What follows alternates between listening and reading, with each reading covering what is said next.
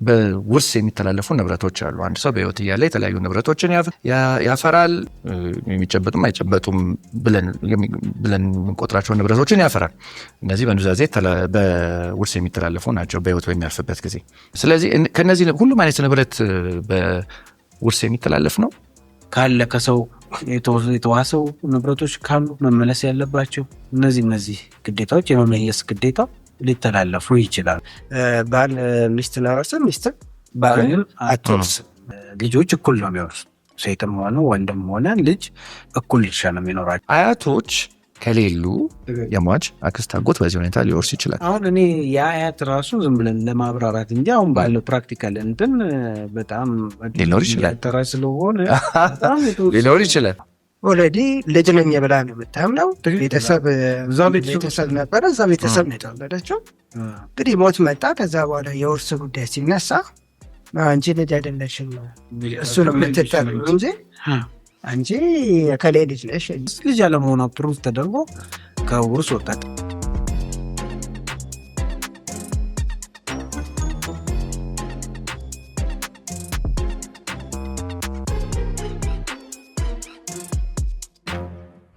እንደምንከረማችሁ ቤተሰቦቻችን፣ ከረዥም ጊዜ ቆይታ በኋላ ጠበቆቹ ፖድካስት ተመልሷል። ያው አንዳንድ ዝግጅቶች ስናደርግ ይህን ፕሮግራም ይዘን ለመምጣት ስቱዲያችንም ወደ ቢሮችን ስናዞር እነዚህን ስራዎች ስንሰራ አልተገናኘንም ነበር ረዥም ጊዜ። አሁን እንግዲህ ተመልሰናል። አቶ ሰለሞን አሉ፣ አቶ ሰለሞን ሙሉጌታ፣ አቶ አዱኛ፣ እኔም የሰላም ይህን ፕሮግራም ይዘንላችሁ መተናል። እንግዲህ አሁን ከዛሬ ጀምሮ እንግዲህ የምንቀርጸው ቦሌ መድኃኔዓለም ከሚገኙ የቫለር ኢትዮጵያ የጥብቅና ድርጅት ቢሮ ውስጥ ነው። ቀጥታ ከቢሮችን ነው የሚሆነው። ስለዚህ ከዚህ በኋላ ተከታታይነት ይኖረዋል። በጣም የምንጠፋበት ምክንያት አይኖርም። ናፍቆትም አይገሳችሁ ብለን እናስባለን። እንግዲህ ይሰልይ ያው ተመልሰናል ብዬ አስታውቂያለሁ። እናንተስ የላችሁም እንዴ? አዎ ረጅም ጊዜ ነበረ። ያው የተሻለ ጥራት ያለው ፕሮግራም እና ደግሞ ምቹ በሆነ ቦታ ዝግጅታችንም ለማቅረብ አስበን ነው ይህን ረጅም ጊዜ ወሰድ ነው። ስለዚህ አምሹር የፕሮግራማችን ተከታታዮች በምናቀርበው ፕሮግራም ከዚህ በኋላ በፊትም የነበረ ደስተኝነታቸውን ይገልጹልን ነበረ በተለያየ መንገድ። አሁንም ያንን ደረጃችንን ጠብቀን ፕሮግራሞቻችንን ማስተላለፍ እንደምንቀጥል ተስፋ አድርጋለሁ። ያው ተመሳሳይ ነው እንግዲህ በዋነኛነት ከዚህ በኋላ በተለያዩ ርዕሰ ጉዳዮች ላይ በተለይ ቤተሰቦቻችንን ሊያስተምር ይችላል የሚሉትን የፍርድ ተማኞቻችን የአካባቢያችን በየጊዜ የሚነሱ የተለያዩ የህግ ኢሹዎችን እንዲሁም ደግሞ ከእናንተ በተለያዩ አጋጣሚዎች የሚሰጡ አስተያየቶችን፣ ጥያቄዎችን ማዕከል በማድረግ በተሻለ ጥራትና በተሻለ ሁኔታ ለመድረስ የምንጥርበት ጥሩ አጋጣሚ ነው ብዬ ነው አስበው። በዚህ መሰረት እንግዲህ ከቤተሰቦቻችን ያለን ዝምድና የበለጠ እያጠናከርን እንቀጥላለን ማለት ነው። ስቱዲዮ ማዘጋጀት በነገራችን ላይ ቀላል እንዳልሆነ በዚህ አጋጣሚ ተገንዝቤያለሁ። የራሱ የሆነ ማለት ወጪ ማዳኑ እንደተጠበቀ ሆኖ ግን የተለያዩ እቃዎችን ማሰባሰብ፣ ቀለም፣ ስፒከር፣ እነዚህ መሰል ነገሮችን ለፕሮግራሙ በሚመጥን መልኩ ማደራጀት እንግዲህ አብሮን የደገፉንም የፕሮግራም አዘጋጆችም አሉ፣ ቴክኒካል በሆነ ሁኔታ የደገፉንም አሉ። እነሱንም እናመሰግናለን በዚህ አጋጣሚ። ግን ያው ለዚህ ሁኔታ ለዚህ ደረጃ ደርሰናል። ከካሜራው ጀርባ ያሉት ባሎቻችን እናመሰግናለን። ቦታ ነው የተለወጠው፣ ቦታ ነው እንጂ ከካሜራው በኋላም ከካሜራው ፊትም ያለው ክሩ ተመሳሳይ ክሩ ነው። ሀሳቡን ተመሳሳይ ሆኖ ይቀጥላል። ኢንተረስቲንግ እንደሆነ ይቀጥላል ብዬ እናስባለን። እንግዲህ የተለያዩ ህግ ነክ ቶፒኮችን ለአብዛኛው ማህበረሰብ በሚገባ መልኩ ቀለል እያደረግን ማቅረባችንን እንቀጥላለን። እንትም እንግዲህ ዩቲዩብ ቻናል አለን። የቲክቶክም አጫጭር መረጃዎች የሚደርሱበት ቻናል አለው። እንግዲህ በመከታተል ሰብስክራይብ በማድረግ ቤተሰብነታቸውን እንድትቀጥሉ እንጠይቃለን። እንግዲህ ይህን ካለን ወደ ዛሬው አርስታችን እንገባለን። የዛሬው አርስታችን ከዚህ በፊትም ነክተነዋል በትንሹ፣ ስለ ውርስ ነው የሚሆነው። ዛሬ ጉዳያችን ውርስ ነው። በጣም ሰፊ ቶፒክ ነው። ውርስን በተመለከተ ብዙ የምንነካቸው አርዕስቶች ይኖራሉ። ዛሬ ግን ያው በሰዎች ዘንድ ያው ሚስኮንሰፕሽን ያለበት አንድ ወይም ደግሞ ሰዎች የተሳሳተ መረጃ ይዘው የያዙበት ቦታ የምንለው አንድ ኤሪያ መርጠን የወራሽነት ደረጃን ነው። በህግ ሁለት አይነት የውርስ አካሄድ አለ። አንደኛው ከዚህ በፊት የመከርነው በኑዛዜ አድርጉ፣ ውርስን ስታደርጉ ኑዛዜ የማድረግ ባህላችንን እናዳብር የሚል ምክር ለግሰናል ከዚህ በፊት በነበረው ፕሮግራም። ዛሬ ደግሞ ከኑዛዜ ውጭ ሰው በድንገት በሚያርፍበት ጊዜ ማን ነው ቀዳሚ ወራሽ የሚሆኑት? ቀጣይ ወራሽ እንዴት ነው የሚመደበው? ከዛ በኋላስ ወራሽስ ባይኖር ዘመድ የሌለው ሰው ቢሆን ንብረቱ ተበትኖ ነው ወይ የሚቀረው? በአጋጣሚዎች በተለያዩ አጋጣሚዎች ንብረት ማስተዳደር የያዙ ሰዎች ያስቀሩታል ወይ የሚለውን ነገር ክሊር የሚያደርግ በህጉ ምንድን ነው ያለው የሚለውን ነው አድሬስ የምናደርገው። እንግዲህ ውርስ ትልቅ ቶፒክ ነው ስል ያው መኖር እንዳለው መሞት ያው ፕሮግራም ነው። ቀጣይ ስቴጅ ነው። ከኖረ በኋላ አንድ ሰው ያልፋል። በመኖሩ ውስጥ ደግሞ ያፈራቸውን ሀብቶች ወይም ደግሞ ያፈራቸውን መብቶች ሲጠቀምባቸው የነበሩ ሌላ ሰው ወይም ደግሞ ሌላ ዋራሽ እየተጠቀመ የሚቀጥልበትን ሲስተም የቤተሰብ ትስስርን የሀብት ዝውውርን ሰንሰለት የሚፈጥር ሲስተም ነው ውርስ ሲስተም። እስቲ እንግዲህ ዛሬ እዚህ ሲስተም ውስጥ ከኑዛዜ ውጭ ባለው የውርስ ሂደት ዋራሾችን ለማብራራት እንሞክራለን። ተጨማሪ ሀሳብ እዚህ ላይ እንግዲህ ያው ውርስ በምንልበት ጊዜ ቅድም አንስተዋል። ከዚህ በፊት ፕሮግራም የሰራንበትም ቶፒክ እንደተጠበቀ ሆነ በኑዛዜ መሰረት የሚደረግ የውርስ አይነት አለ። ከዛ ደግሞ ያለ ኑዛዜ የሚደረግ ቴስቴት ወይ ኢንተስቴት የምንለው በእንግሊዝኛው እንደዚህ አይነት የውርስ አይነቶች አሉ። እንግዲህ አሁን እኛ እንዳልከው ያለ ኑዛዜ የሚደረጉ የውርስ ሂደቶችን በተመለከተ የውርስ ደረጃን በተለይ ደግሞ እሱን ነው ትኩረት ሰርተን የምናየውና ግን ወደዛ ደረጃ ውስጥ ከመግባታችን በፊት ግን ይሄ ቅድም ያነሳው ነጥብ ላይ በውርስ የሚተላለፉ ንብረቶች አሉ። አንድ ሰው በህይወት እያለ የተለያዩ ንብረቶችን ያፈራል። በሚዳሰሱ የማይዳሰሱ የሚጨበጡም አይጨበጡም ብለን የምንቆጥራቸው ንብረቶችን ያፈራል። እነዚህ በኑዛዜ በውርስ የሚተላለፉ ናቸው በህይወት በሚያልፍበት ጊዜ። ስለዚህ ከነዚህ ሁሉም አይነት ንብረት በውርስ የሚተላለፍ ነው። እዚህ ጋር ትንሽ ብናብራራበት ደስ ይላል። ምን አይነት ንብረቶች ናቸው በውርስ ሂደት ውስጥ ለወራሾች ሊተላለፉ የሚችሉት ምትለዋን ሲዳሰስ አድርገን ወደ ደረጃው እንሄዳለን። ማለት ሁሉም ንብረቶች ናቸው የሚተላለፉት፣ ሁሉም አይነት መብቶች ናቸው የሚተላለፉት፣ ሁሉም አይነት ግዴታዎች ናቸው የሚተላለፉት። ከአርድኛ ጋስና ገዋኔንም አስተላልፋለ የሚል ሀሳብ ሲያነሳሽበትና ኤኒዌይዝ ምን አይነት የሚለው ጥሩ ፖይንት ሰዎች አንደርስታንድ አያደርጉም እና ብዙ ጊዜ ጠቅልሎ ሁሉንም ነገር ማስተላለፍ የሚቻል ይመስላቸዋል ነው። ኢንጀነራል ነው አሁንም መንካት የምንችለውም ኢንጀነራል ነው እና በጥቅሉ መብት የሚፈጥሩ አንድ ሰው በራሱ ቁጥጥር ስር የነበሩ ለሰውየው ጥቅም ሲሰጡ የነበሩ ወይም ደግሞ ሰውየው ያለበትም ግዴታ ሁለተኛ ሟች ያለበት ግዴታና ያሉት መብቶች መብት እንግዲህ ከአንዳንድ ነገሮች ከምንም ጋር ያልተያያዙ መብቶች አሉ።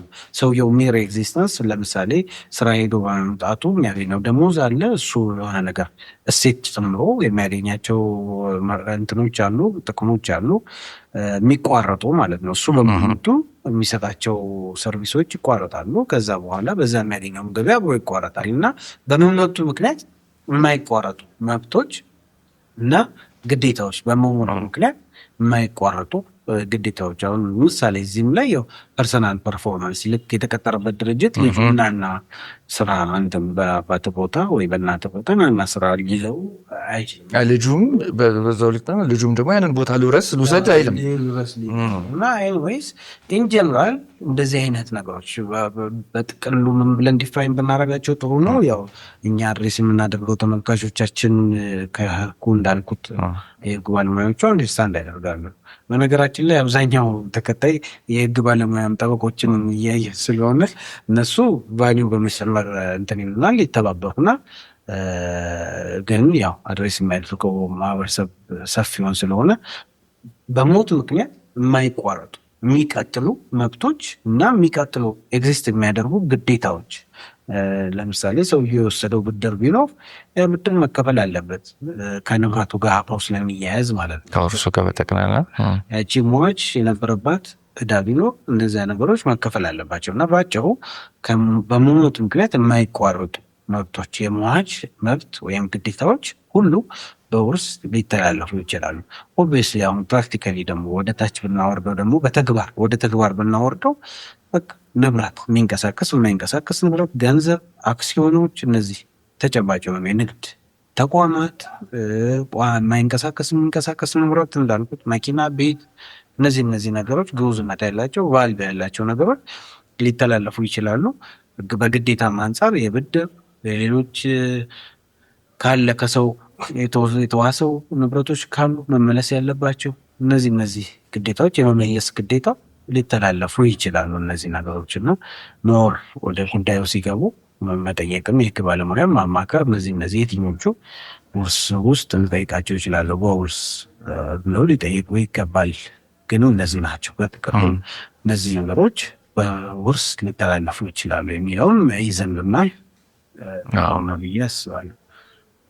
ምናልባት በዚህ አጋጣሚ ይሄ ውርስ የሚባለው ራሱ መብቱ መቼ ነው ኤክሰርሳይዝ ማድረገው መቼ ነው የሚመጣው የሚሉትን ነገሮች አንዳንድ ጊዜ ከሚገጥመኝ ነገር ተነስቼ ኢንፈሳይዝ ባላገበት ደስ ይለኛል።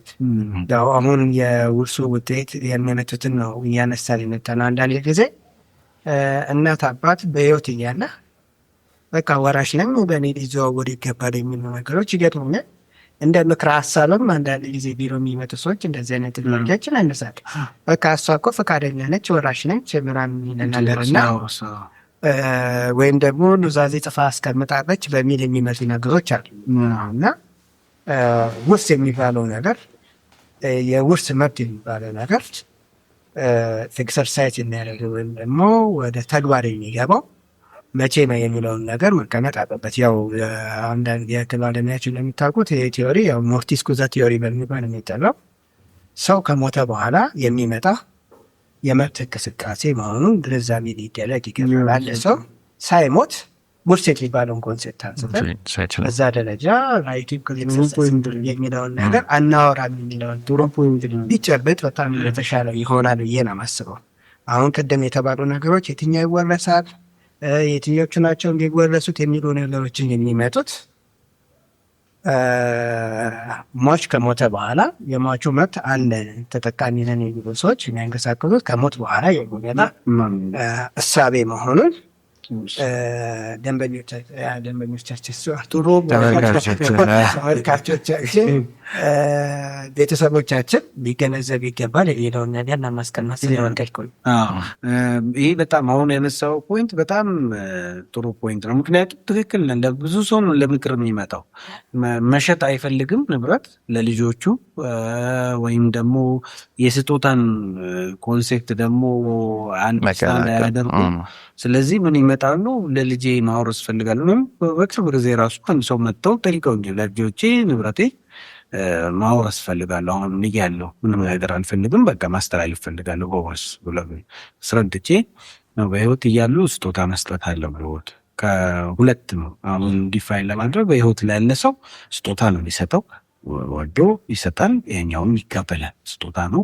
ልክ ውርስ ደግሞ ሀፍን የሚያደርገው ሞት ከተፈጠረ በኋላ ነው። ሞት ትሪገሪንግ ፋክተር ወይም ደግሞ ማስነሻው ነው የውርስ ሂደትን በተመለከተ ማለት ነው። ይሄ ትክክል ሚስኮንሰፕሽን ነው። ውርስ የለም፣ ሰው ካልሞተ ንብረቱን መውረስ የለም። ውርስ ባይዘው ሲሪየስ እንትን ማለት ሁሉም ሰው ጭንቅላት ውስጥ ማንነጋገረው ግን ጭንቅላታችን ውስጥ በተለይ ማህበረሰባችን በግልጽ የማያወራው ነገር ሁሉም ሰው ጭንቅላት ውስጥ ያለ ነገር ነው። ሰሞኑን ዜና ሰምታችሁ እንደሆነ ድሬዳዋ ነው ኦፕን ያደረገው። ከዚህ ሄዱ አባቱን ገሎ ፕላን አድርጎ ማለት ነው እድሜ ልክ ሞት ፍርድ ነው የተፈረደባቸው። ጓደኛው እና እሱ ፕላን አድርገው ገለው አባቱን ወደዚህ ሊመለሱ ማለት ነው። መኪና አዘጋጅቶ ተመልሰው ምናምን ግን በፖሊስ ምርመራ ተገኝቷል። ሲጠየቅ ሁሌ ኦብጀክቲቭ ገንዘብ ነው፣ ውርስ ነው። በቃ ንብረት በቃው በሚል ንብረት ለመውሰድ የተደረገ ንብረት ለመውረስ ማለት ነው። እነዚህ የራሱ ውጤት ቢኖሩም አሁን ያ ልጅ ኢቭን እንደዚሁ ጋር ብናስገባው ወንጀል በመስራቱ የመውረስ መብቱንም ነው ያለው። ኖርማሊ ናቹራሊ ማለት እንኳን ገንዘብ ሊያገኝ ቀርቶ ይቀርና በዛ ተግባር ያንን በማድረጉ እንትንም ያጣው። ይሄ ምን ለምንድን ነው አኖርዚነስ ነው የምንለው? ወስ መፍቱን አጥቷል ማለት ነው። እኔ ለምንድን ነው እኛ የምናወራበት ምክንያት ይህን ቶፒክ ከጀርባ ያለ ቶፒክ ስለሆነ ግልጽ መሆን ስላለበት ነው። አንዳንድ ሰው ቤት ቁጭ ብሎ ስላረጁ ብቻ አምሮ ስላሳከመ ስላበላ ስላጠጣም ወርሳለው የሚላለ ፕራክቲካሊ የገጠሙኝ አስጠግተው ትልልቅ ሰዎችን በቃ ተወራያቸዋለሁ አለው ገንዘብ የሆነ ወይ ባንክ የተቀመጠ ወይ የሆነ ነገር በሚል እንደ ምጦር አይነት አድርገው ከዛ በኋላ ኢንቴንሽናቸውን ስትረዳ ውርስ የመውረስ ምንም ዝምድና የሌላቸው ሰዎች ማለት ነው። እንደዚህ አይነት ነገሮች ክሊር እንዲሆኑ አንድ ስቴፕ ግልጽ ስለማይደርግ ነው ዛሬው። ያው ለዛም ነው እንግዲህ የመውረስ መብት እንዳላቸው ሰዎች በምን መልኩ የወራሽነትን ደረጃ በምን መልኩ ነው የሚረዱት የሚለው ነገር አሁን ካልከው አንጻር ብዙ ጊዜ ኮንፊውዥን ስለሚሆን ማን ቀድሞ ይወርሳል፣ ማን ነው ቀጥሎ መብት ያለው የሚለውን ነገር የፕሮግራማቸው ተከታታዮች ትንሽ ማስገንዘቢያ ብናስጨብጣቸው መልካም ነው በሚል ይህን ፕሮግራም ልናዘጋጀን ያነሳ ነው። እና እንግዲህ በሁለት ደረጃ ነው እኔ ግን ይህን የወራሽነት ደረጃ ነው የማየው። አንድ አሁን ሀብት አፍርቶ የሞተ ግለሰብ ተወላጅ ትቶ ተወላጅ የተወና ያልተወ በሚል ነው ከፍለን ማየት የሚገባ ይመስላል። ተወላጅ ትቶ ካለፈ የውርስ ደረጃው ይለያል። ተወላጅ ሳይተው ካለፈም ደግሞ እንደዚሁ የተለየ የወራሽነት ደረጃ ይኖራል ማለት ነው። ስለዚህ እስቲ ተወላጅ ትቶ ቢያልፍ ደረጃው ምንድን ነው የሚሆነው? ከምንድን ነው የምንጀምረው የሚለው ነው ወደሚለው ነው መሄድ ያለብንና እዚች ነጥብ ላይ ማውራት አለብን።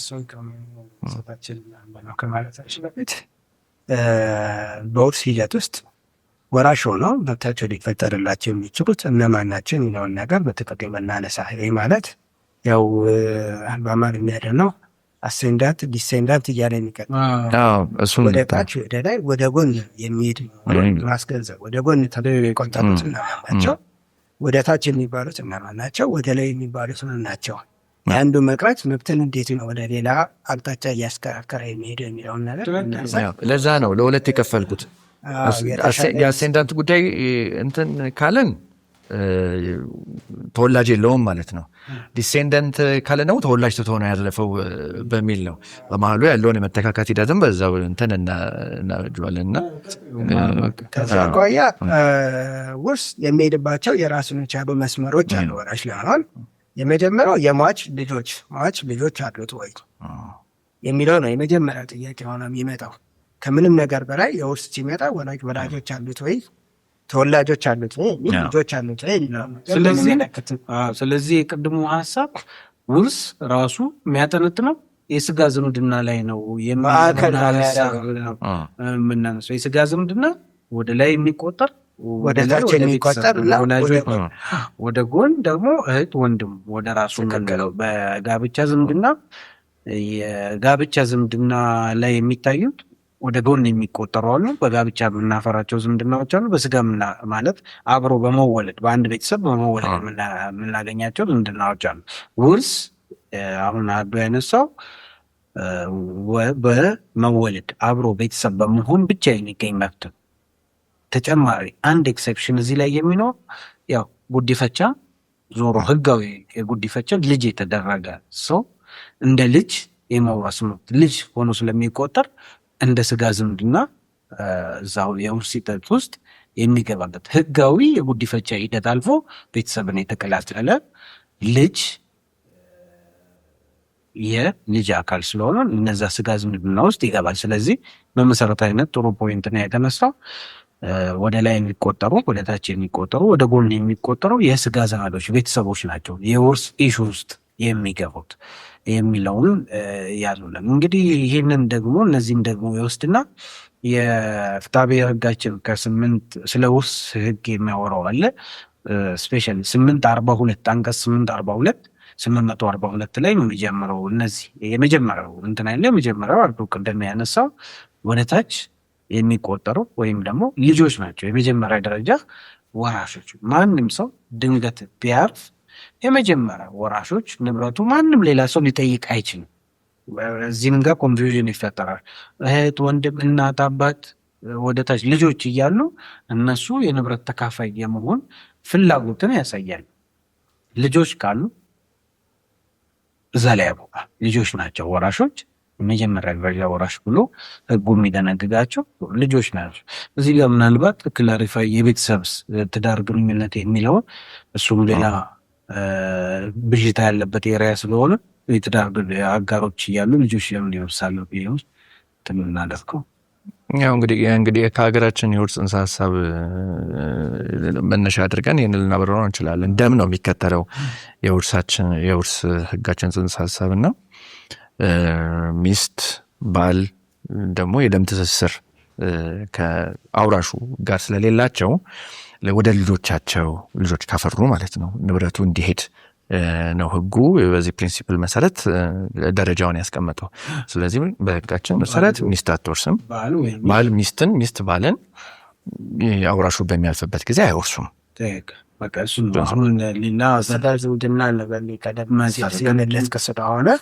የስጋ ዝምድና ቤዝ በማድረግ ነው ውርስ የሚመጣው። ስለዚህ ባል ሚስትን አይወርስም፣ ባል ሚስትን አይወርስም፣ ሚስትን ባልን አትወርስም። እዚህ ጋር አሁን ግልጽ እንዲሆን ነው። አሁን ብዙ ጥያቄዎችም ይሄ ነው ሀፕን ሲያደርግ ሞት ሲፈጠር የመጀመሪያ እንትን ህፃናት ይሆናሉ ልጆች። አይ እኔ ወርሼ ወይ ባል ወይ ሚስት ይሄን ውርስ አድርጎ ልክ ልጆቹን ይዞ የሚኖር ይመስለዋል። ብዙ ሰው እንደዛ ነው ያደርገው። ሚስትም ንብረት ሲያፈሩ ሌላ የሚዳኙበት ስርዓት ሌላ ነው። የሚያፈሩት አብሮ በትዳር ውስጥ የሚያፈሩት ንብረት የጋራ ንብረት ተብሎ ሞትን በሚፈጠር ጊዜ እኩል ተከፍሎ የጋራ ንብረት ጥቅምን ያገኛሉ እንጂ በውርስ የሚመጡበት ሁኔታ የለም።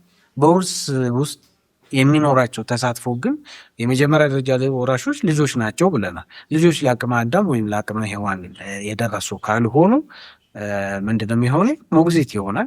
እናት ወይ አባት የመጀመሪያ ደረጃ ሞግዚት ስለሆነ በቤተሰብ ህጉ ሞግዚት ሆነው ንብረት በማስተዳደር ደረጃ ያንን ንብረት የውርስ ሀብት እያስተዳደሩ ሊቀጥሉ ይችላሉ ማለት ነው። ሞግዚትነትና የአሳዳሪነት ስልጣን በፍርድ ቤት ከተሰጣቸው ህጉም ይሰጣቸዋል።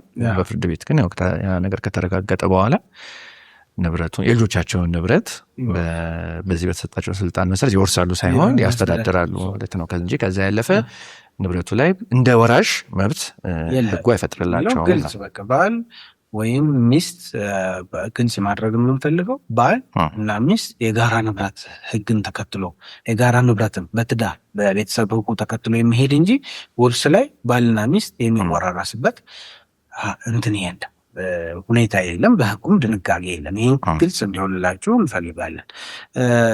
ሌላ ደግሞ ልጆች ናቸው ብለናል። የመጀመሪያ ደረጃ ወራሾች ሌትሴ 4 ልጅ ያለው ሰው ድርሻ የሚሆኑ ምንም አይነት ልዩነት የለም። በሌላ ሃይማኖታዊ ህጎች አሉ ልዩነት ሊደረግ የሚችልባቸው። በሸሪያ ህግ ስንሄድ ውርሱ በዛ በኩል የሚሄድ ከሆነ የራሱ የሆነ የክፍፍል ስርዓት አለው። እሱ እንደተጠበቀው ነው። ነገር ግን ሴኩላር ወይም ደግሞ ዓለማዊ የሆነው ህግ የእኛን የፌዴራል ህጉን ስናይ ልጆች እኩል ነው የሚወርሱ። ሴትም ሆነ ወንድም ሆነ ልጅ እኩል ድርሻ ነው የሚኖራቸው። 4ቱም ልጆች ከ4ቱ ለምሳሌ አንድ ሊጎል ይችላል፣ በህይወት ላይኖር ይችላል ማለት ሞቶ ቀድሞ መውት ሊሆን ይችላል።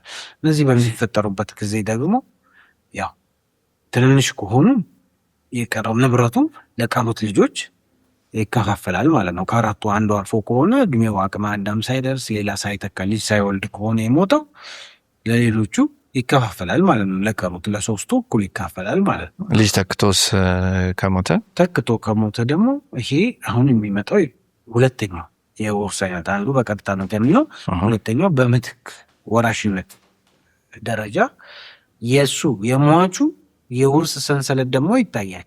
ሟቹ ልጅ ያለው ወይ ልጅ ከሌለው ወደ ላይ እናቱ ሄዳ አሁን ትዳር ቅድም አትወርስም ያለው የልጁን ድርሻ የምትወርስበት ሁኔታ ክሊር ስናደርገው መጨረሻ ግልጽ ይሆናል። በጣም ልጁን የሚተኩ ብቻ የልጁ የሟቹ ልጅ የውርስ ሰንሰለት ተከትሎ እሱም ለዚህ ውርስ ምትኮች ሆነው ተተክተው ይመጣሉ ማለት ነው። እንጠራቸዋለን እየተካን ማለት ነው። ምን ተካቸው አሁን በምናወራው ዝርዝር መሰረት ይሆናል ማለት ነው። በዛ አድርጋ ይሄ እንግዲህ የመጀመሪያ ደረጃ ወራሽ ነው፣ ልጅ ነው የሚያወሳው። ልጅ አልወለደም ቀደም ተወላጅ ሳይተው የሞተ ሰው ሲሆን ደግሞ ይቀጥላል ማለት ነው። እንግዲህ ሟች ተወላጆች የሌሉት እንደሆነ የውርስ ሀብቱ ወዴት ይሸጋገራል የሚለውን ነገር ነው እየተወያየን ያለ ነው። ሟች ተወላጆች የሌለው ከሆነ ቀጥታ የምንሄደው ወደ ላይ ወደሚባለው ወይም ደግሞ የሟቹ እናትና አባት መኖር አለመኖራቸውን በማረጋገጥ ነው የሚመጣው። ስለዚህ የሟቹ እናትና አባት ከኖሩ እነዚህ የሟቹ ንብረት ወራሾች ነው የሚመጡት እናትና አባቶች ይሆናሉ ማለት ነው። በሁለተኛ ደረጃ ወራሽነት የሚጠቀሱት እነዚህ ስለሆኑ ቀጥታ ከተወላጆች ወደ ወላጆች የሚሸጋገርበት ሂደት ነው የሚኖረው ማለት ነው። በሂደት እነዚህን ተከትለን እናትም አባትም የሉም የሚባሉ ከሆነ ደግሞ የሟች ወንድሞች እህቶች አሉ ወይ የሚለውን ነገር ወደ ጎን የሚዘረጋበት ስርዓት ነው የሚኖረው ማለት ነው። አሁን እዚህ ጋር የቀድሞ ይመጣል።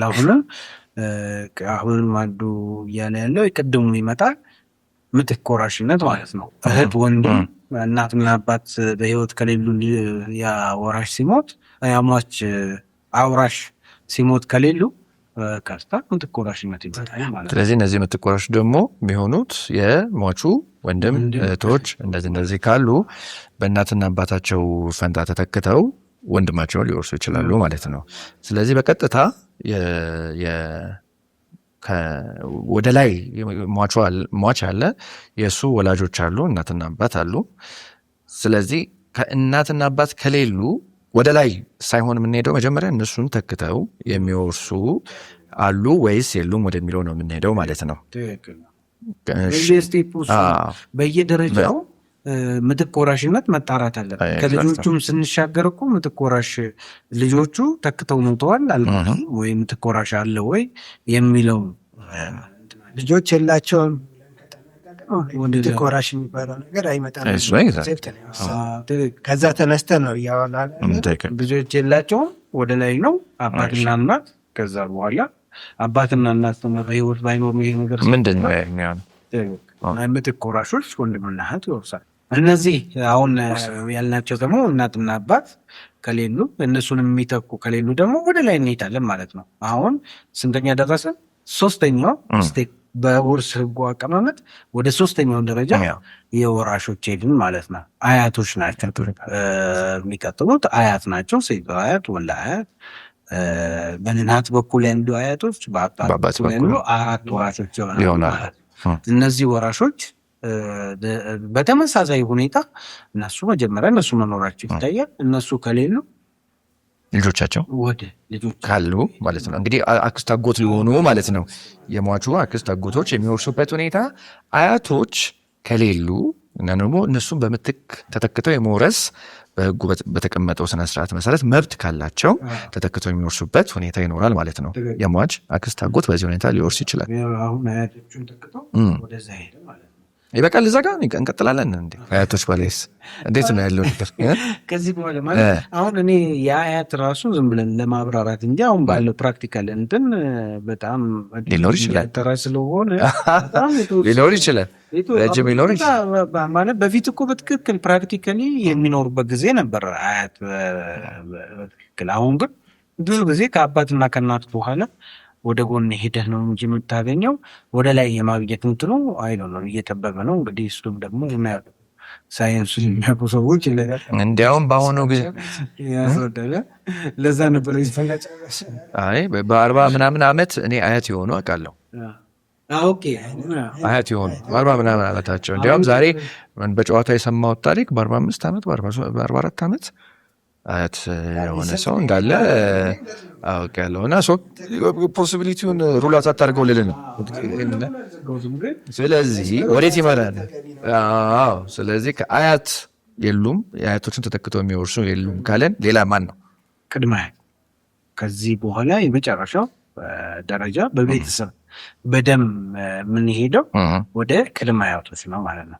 አሁን ቅድመ አያቶች ደግሞ ምን ይሆናሉ? 8 ቅድመ አያቶች ማለት ነው። 8 ቅድመ አያቶች ይኖራሉ። ከነሱ ውስጥ ያለ ሰው በህይወት ያለ ሰው ሊወርስ ይችላል ማለት ነው። እነሱ ከሌለ ግን የአያቶች ወደ ጎን የሚቆጠሩ ወንድምና እህቶች እነዚህን ቅድመ አያቶች ተክተው የሚወርሱበት ሁኔታ ይኖራል ማለት ነው። እንግዲህ እዚህ ጋር ነው። ከዚህ በኋላ አሁን እንግዲህ እንዳለው ቅድም እንዳወራ ነው አያት ከሌለ ቅድመ አያት ከሌለ ቅድመ አያት ከሌለ ወዴት ነው የሚሄደው? እዚህ ጋር ነው ያወቀው። የስጋ የደም የውርስ ደረጃዎች 4 ደረጃዎች ናቸው ያሉት። በቤተሰብ አንጻር ስናወራ እዚህ ጋር ነው የሚያበቃው። እነዚህ ከሌሉስ ንብረቱ ወዴት ነው የሚሄደው? ብዙ ሰው ሌሎች ሰዎች የቅርብ ዘመዶች ሊወርሱ ይችላሉ የሚለውን ጥያቄ ያስነሳል። እዚህ ጋር ከሌለ ሌሎች ዘመዶች መብት ሊፈጠር ይችላል አይችልም የሚለው ጥያቄ ነገር ያስነሳል። ያው የውርስ ሕጋችን እዚህ ላይም እንግዲህ ግልጽ ነው። 5ኛ ደረጃ ወራሻችን ምንድን ነው? ከቅድመ አያታችን በኋላ ያለው ዘመዳችን መንግስታችን ነው። ንብረት ቀጥታ በውርስ ለመንግስት ማስተላለፍ ማለት ነው። አይዶን ነው እስካሁን ድረስ በውርስ ስርዓት ተዘርግቶ በአቃቤ ሕግ ወይም ደግሞ በፍትህ ሚኒስቴር በኩል ይሰራል አላውቅም።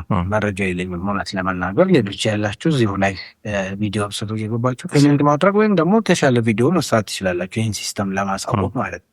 እኛ እንትንም ለመጠያየቅ ሞክረል እዛ የሚደርስ ብዙ ጊዜ እዛ የሚደርስ እንትንም የውርስ ሂደትም የለም።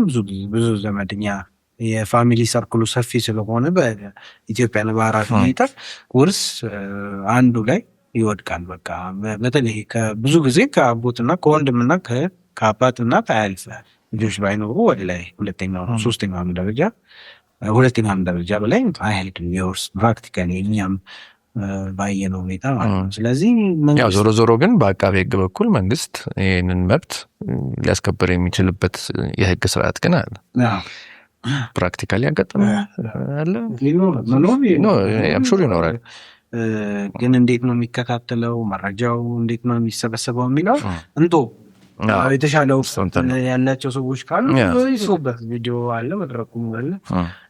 ዞሮ ፎርፊቸር መምጣቱ አይቀርም። የመረጃ ስርዓቱ ግለሰቦች በታሪክ የሚመዘገብበት የሚያዝበት አይነት ሁኔታዎች አሁን ሪሰርች እያየር ያለንባቸው ነገሮች በጎበ ምክንያት የተሻለ ሆነው ለራሱ በሲስተም ንብረት የንብረት አስተዳደር የንብረት ህጎች የንብረት አስተዳደር በተለይ በመንግስት ደረጃ ያለው ንብረት መብትን የሚያስተዳድርበት መንገድ በጠበቀ ቁጥር ዝም ብለህ ንብረት መዞር በማይችልበት ጊዜ ትሬስ ይደረጋል። ከማን ለምን ዞረ፣ እንዴት ዞረ የሚለው ስለሚጠየቅ አሁን በተለያዩ መንገዶች የውርስ ሀብቶች ሲጠፉ ምናምን እናያለን። ይህ ማለት በቃ አንድ ሰው ወራሽ ስለሌለው ወደ ሌላ ሰው ሲዛወሩ በተለያየ መንገድ ተደርገው ማለት ነው። እነሱ ነገሮች ቁጥጥር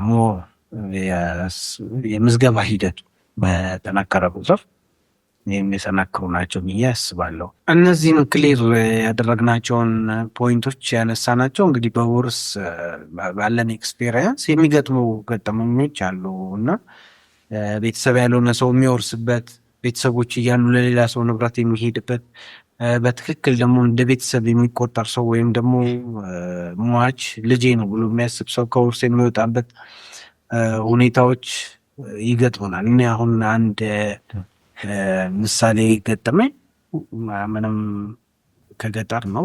በዚህ ከተማ ላይ በደንብ ኑሮ ስላለው ሰውየው ጥሩ ኑሮ ስለሚኖር የወንድሙን ልጆች ነው አምጥቶ 2-3 ነው የሚያሳድገው። ያሳድጋል።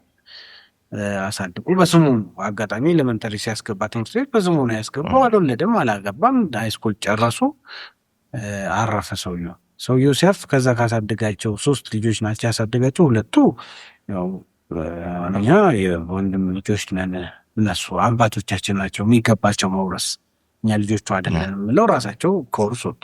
አንደኛዋ ግን ልጅ ነኝ በሚል ማለት ነው ስሟ በሱ ስለሚጠራ ልጅ ነኝ በሚል ኢቭን የራሷን አባት ሁሉ ኤክስክሉድ አድርጋ ቅድም ባልነው ደረጃ የሚገባውን ወራሽ ኤክስክሉድ አድርጋ መብት ተፈጥሮላት ወርሳለች በህጉ አግባብ። ምንም ሪከርዶቿ የሚያሳዩት ሁሉ ነገር አባት ተብሎ የተመዘገበው መዋሽ ነው። ልጄ ናት ብሎ ሲያሳድግም ነበረ፣ በስሙ ትጠራ ነበረ፣ ታወቂያ ነበረ፣ ሁሉ ነገር ነበራት። እና እንደዚህ አይነት ነገሮች አሉ።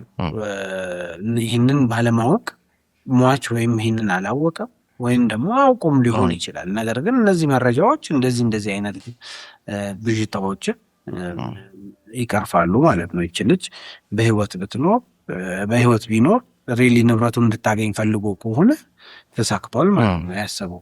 አይ እሱ ባላሰበው መንገድ ከሆነ ይሄ ልጅ ተብላ መቆጠሯ ብቻ የሰጣት ከሆነ እንግዲህ ያው ተጠቅማለች ማለት ነው እሷና።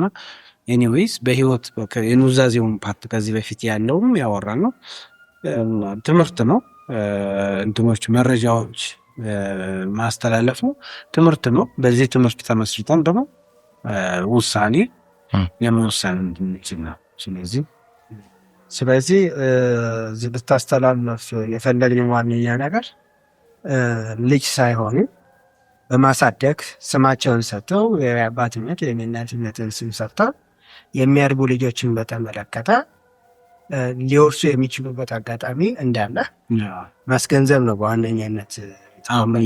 እዚህ ምሳሌ ላይ በፖይንት ላይ ለተከተሉ ለመሰሙ ልጅ ናቸው ላሉ ሰዎች ጥንቃቄ ከሚደረግባቸው ልጆች ካለው ከልጆቹ እኩል ተካፋይ እንደሚሆኑ ክሊር ለማድረግ ማለት ነው። አይ እንትን ደግሞ እኔ እፈልጋለሁ የሚል ከሆነ በዛ ማስቀጠል ይችላል። አያስፈልግም የሚል ከሆነ ደግሞ ክሊር ማድረግ ልጅ አይደለም ብሎ ዲክሌር አድርጎ በተመሳሳይ እኮ ከዚህ ቀደም እየገጠመ ያለ እንደውም እሱ ላይስታረን ያለ ሁሉም ልንማርበት የሚገባ ነገር ስለማሳ የትኛው ነበር? ኦልሬዲ ልጅ ነኝ ብላ ነው የምታምነው፣ አባቴም ነው ብላ የምትቀበለው። ቤተሰብ ነበረ፣ እዛ ቤተሰብ ነው የተወለደችው። እንግዲህ ሞት መጣ። ከዛ በኋላ የውርስ ጉዳይ ሲነሳ አንቺ ልጅ አይደለሽም እሱ ነው የምትጠሩ እንጂ አንቺ የከሌ ልጅ ነሽ የሚል ነገር ተነስቶ ኬዙ ምንድን ነው? ቤት መጥቶ ቤተሰብ ነው፣ የሩቅ ቤተሰብ ነው። ቤታቸው መጥቶ ልጅ ትወልዳለች። ከዛ በኋላ ልጇ 6 ወር 5 ወር ሲሆናት ጥላ ነው የሄደችው ልጇ።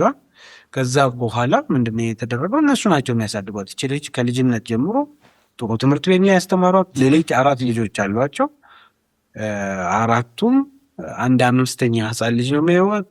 አሳድገው እነዛ እንደ ወንድም ሲቀጡ በአግባቡ በቃ እናቴ እያለች አድጋ መጨረሻ ላይ ያረፉት እናት ነበሩ። አባት አርፎ ምን ተደረገ? ሙሉ ውርስ ልጆቹ ለቀቁ። ወረስ ፕሮሰስ ሳያደርጉ ንብረቱ በእናትየው ስም ስለነበረ ያን ጊዜ የሚያናህል እንትን ስላልነበረ አርፏል በሚል በእናትየው ቀጠለ። የነበረው መኖሪያ ቤት ልክ መኖሪያ ቤት ነበር የነበራቸው፣ በእናትየው ቀጠለ። ከዛ በኋላ እናት በኮሮና ጊዜ ነው አጋጣሚ እናት አረፉ። እናት ሲያርፉ ክርክር ተነሳ። እናት ሲያርፉ ክርክር ተነሳ። ክርክር ተነሳ። ይሄ ክርክር ሲነሳ ልጅ አይደለችም የሚል ክርክር መጣ። ልጆች ተቃውሞ ማለት ነው። ከዛ ውስጥ አንዷ ናት የተቃወመችው። ልጅ አይደለችም የሚል ተቃውሞ ተነሳ። ልጅ አለመሆኗ ፕሩፍ ተደርጎ ከውርስ ወጣ። ፕሩፍ የተደረገበት መንገድ ደግሞ እናቷን ምስክር ምስክር አስመስክረው ለዛ እንትኑ አለቀ ማለት ነው። እሷንም ሰርፕራይዝ ነው። የዛን ጊዜ ነው የሰማችው። የዛ የክርክሮ ጊዜ እናቷ አሉ። እንደዚህ አይነት አጋጣሚዎችን ውጤቱ ነው እንደዚህ አይነት አቮይድ ለማድረግ ያልከው ላይ እንትን ለማለት አንድ በህይወት እያለን ጊዜ ያው የሚመጣውን ነገር ስለማናቅ አሁን ቅድም እነዚህ ሰዎች ልጅ ይዘው ሲያሳድጉ እንደ ልጃቸው ተቆጥረው እስከሆነ ድረስ እንደ የልጅነት ልጃችን ናት ብለው እስካሉ ድረስ መከተል ያለባቸው የህግ ሂደቶች ይኖራሉ። በጉዲፈቻ እቺ ልጅ ቢጠቀልሏት ይሄ ሁሉ ኢሹ አይነሳም ነበር። የውርስ ላይ መብት ይኖራታል፣ ሌሎችም የተወላጅነት መብት ይኖራታል። ይሄ ባለመሆኑ ምክንያት ነው አሁን ከውርሱ ልትገለል የቻለችው ፋክት ነው። ተወላጅ አይደለችም። ይሄ እንዲና ሊደረግ አይቻልም። ግን ሌሎቹም ደግሞ ወራሾች ያነሱትም ነገር ፋክቱን ነው። የመጀመሪያ ደረጃ ወራሾች አሉ። የመጀመሪያ ደረጃ ለመሆን ደግሞ ወራሽ ለመሆን ደግሞ ተወላጅ መሆን አለበት። ተወላጅ ያልሆነ ሰው ደግሞ የውርሱ የመጀመሪያ ደረጃ ወራሽ ሆኖ ከውርሱ ሀብት ሊካፈል አይችልም ማለት ነው። ይህን አቮይድ ማድረግ ከተቻለ የሚቻልበት መንገድ በጉዲፈቻ ልጆቹን ወደ ቤተሰብ መቀላቀል፣ በዚህ ሂደት ጉዳዩን አቮይድ ማድረግ ይቻላል። ምሳሌዎች ለማንሳት በዋነኛነት ያስፈለገው ቀደም ሲል ስለ ውርስ ስናነሳ ውርስ የሚባለው ነገር በስጋ ዝምድና ተላልፎ የሚል ነገር አንስተናል። በስም በሟች ስም ስለመጠራት ብቻ ውርስ የለም። ይህንን በሟች ስም ከመጠራትን ባለፈ የስጋ ዝምድናን ልጅነት ከሆነ በትክክል ልጅነትን የማስረዳት ኃላፊነት ያለብን መሆኑን ነው። እነዚህም ካላስረዳን በስም በመጠራታችን ብቻ ወራሽ ልንሆንበት የምንችልበት ፖሲቢሊቲ በሌላ በማስረጃ ሊስተባበል የሚችልበት ላኖር የሚችልበት እድል እንዲያለ የበሱ ሴት ከሆነ የምጠራው ትምህርት ቤት ይከፍልልኝ እሱን እንደዚህ ተመዝግብ ያለ የሚሉ ነገሮች ወደ ህግ ሚዛን ሲመጡ ይህንን ካላስረዳ ቅድም አሁን እናት ነች መታ እኔ የሚወለድኳት ልምለኝ የሚዝና መታለች እንዲመሰከር ተደርጓልና እንዲህ ሊስተባበል የሚችልባቸው ሂደቶች ያሉ እነዛቤ ሊወሰድበት ይገባል። እናመሰግናለን። እንግዲህ ይህ ውይይት ነበረ። እኛ ልናስጨብጥ የምንሞክረው ጥቃቅኑን ነገር ያለንን እውቀት የህግ እውቀት ሼር እናደርጋለን። በዛ ተመስርቶ ደግሞ አሁን እንዳወራ ነው መብቶቻቸውን ሰዎች ሊያስከብሩ ወይም ደግሞ በአግባቡ እንዲጠቀሙባቸው ወይም ደግሞ በአግባቡ ኑሯቸውን በዛ እድል መሰረት አድርገው እንዲመሩ ለመርዳት ነው የምንችለውን አስተዋጽኦ ለማድረግ ነው ይህን እንዳደርግ። ስለተከታተላችሁን እንግዲህ እናመሰግናለን። ይህ ፕሮግራም ሰለሞን አዱኛ የሰላም ከባለር ኢትዮጵያ የጥብቅና ድርጅት በየሳምንቱ የምናስተላልፈው የጠበቆቹ ፖድካስት ዝግጅት ነው። የዛሬውን ስለተከታተላችሁ እናመሰግናለን። እንግዲህ